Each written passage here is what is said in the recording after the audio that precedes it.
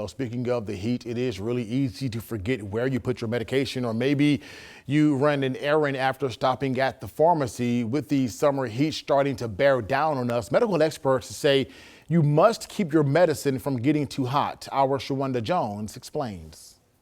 Don't let your medications get too hot. Head pharmacist Robert White has owned Roberts-Apothecary for nearly half a century. He says he sees the same issue every year with people leaving medicine in their cars or outside. The summer heat gets too close to their medication and it can become useless.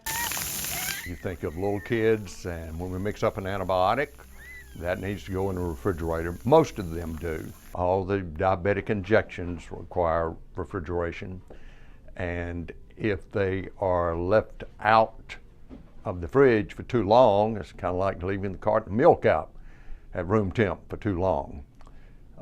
They go bad.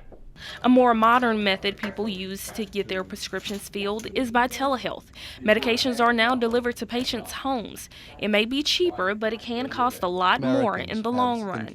You know, sometimes it takes 10 days to get something shipped from here to Amory, because it'll go from here to Grenada, to Jackson, to Louisiana, then to Memphis and to Birmingham, then back around before it gets to Amory. We actually seen that happen in shipping medication just 45 miles away.